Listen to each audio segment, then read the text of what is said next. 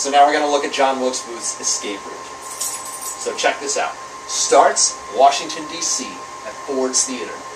Lincoln's shot at 10:15 p.m. on April 14th. Only 5 days after the surrender.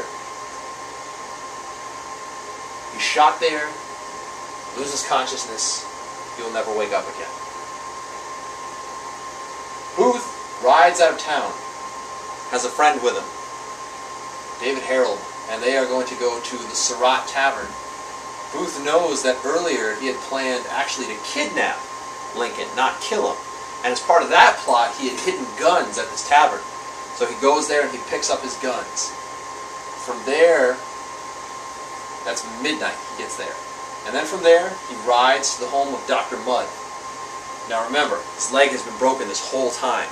The doctor sees him at the door, and there's a lot of conflict about this to this day. Did Mudd know who he was? Did Mudd help him willingly, knowing that he was an assassin? A lot of people think that Mudd was innocent, and he's going to suffer for it badly. A lot of people think Mudd suffered because he was a doctor, and doctors will not turn away people in pain.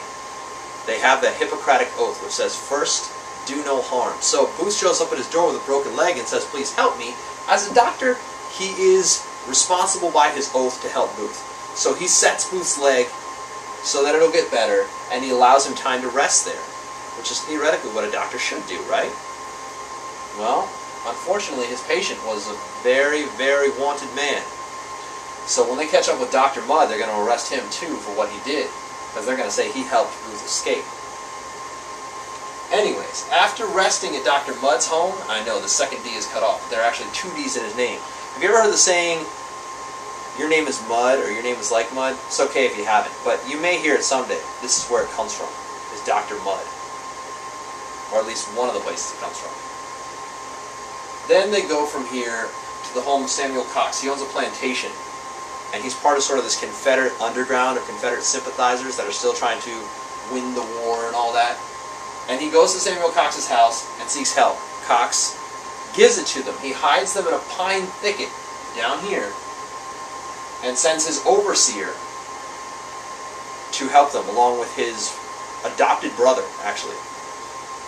His adopted brother and his overseer go and they deliver them things. Mostly his adopted brother, named Johnson, delivers them newspapers and food. Now that is going to be the first time ever that John Wilkes Booth hears how the public is reacting to what he's done. It's April 16th now.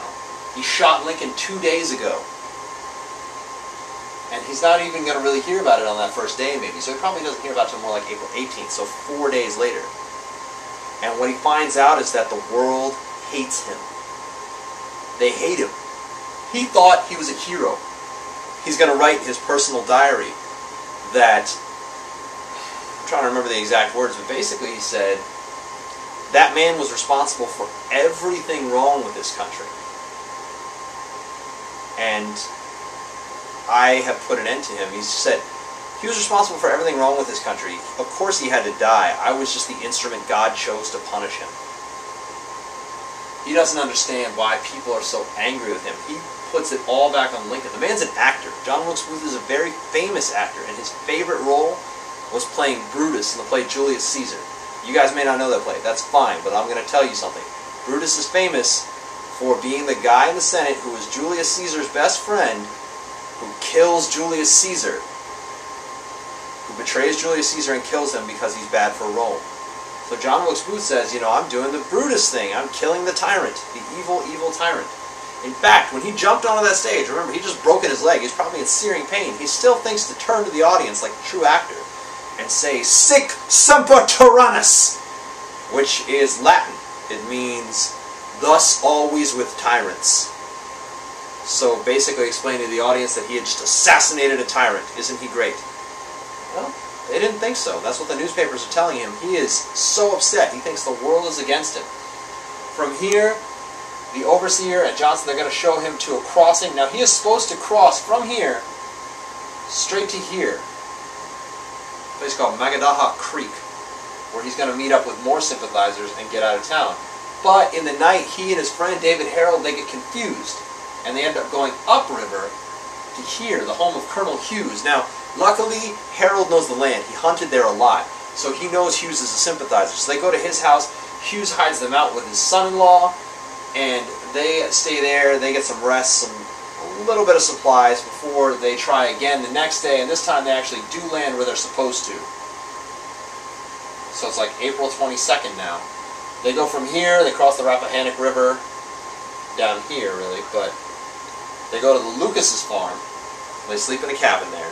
And then from there, they finally go to the last place, which is the Garrett farm. Now, this whole time, the Union cavalry has been hot on their heels.